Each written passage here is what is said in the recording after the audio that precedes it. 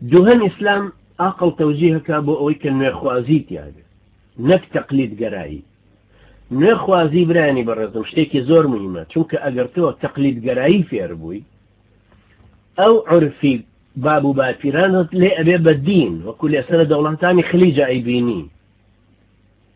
بون منا أو بون منا باسكم شيخي ألباني رحمة إخوائي لبين باور ريوابو كالنقاب فرزنية لسر أفرد فرزنية لسريدة مشاهدة بوشي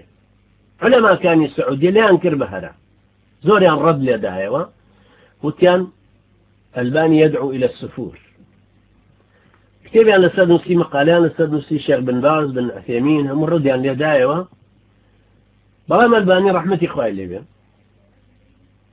فرموي أما تقليدي عرفي ناوچەکەیە کاریگەری لەسەر ئەمان دروست کرد گەڕاون بە دوای دەلیلەکانە بەو شێوەیە عرفی ناوچەی خلیج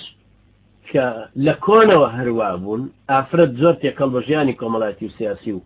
ئەوانە نابێ منعەزلیشە ئەمەیە وای لێ کردوون کە بگەڕن بە شوێن دەلیلە بگەڕن سەنەدەکانی بەهێزکەن بۆیە ئەمجارە بە کتێبێک ڕەدی دانەوە ناوی الرد المفحم دوای خۆی چاپ کرا ڕەحمەتی خوای لێ بێ کتێبەکە من هەمە طبعا بە کتێبێک ڕەدی لەدانەوە کە ئەفەرمێ باز لە سەنەدی حەدیثەکان هەمووی دێنێتەوە کە ئەفەرمێ ئەحکامیان پێ دروست نابێت ناتوانین نقاب فەرز کەین لەسەر خەڵکی لەبەر ئەوەی وابزانین فەرز لێرە ئەم تەقلید گەرایی و نوێخوازیە هی ئەوەیە کە ئەگەر بێت و هەر یەکە لە عاستی ئێمەوە ئەوەی ڕابردووی هی باب و باپیرانی خۆی هەمووی بە پیرۆز حسابکە نایڵش نوێخوازی ببێت نوێخوازی وەکو نوێکردنەوەی خوێنی لەش وایە بۆیە خوای گەورە ڕەبزیەکە کە ئەوانەی عاقڵ بەکاردێنن وابزانن کە نوێخوازی نابێت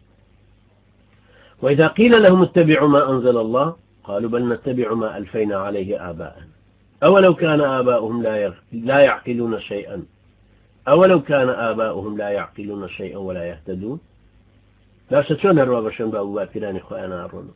يقرأوا نقلا بشتري نشكا ما نشهر الرن بدوايا لبروا إسلام أو بايا خيبه وداوكا تزكيي عقل أبي أوا جيري وهزرت بخيت إيش بوي تقليد قرأيتي أنا به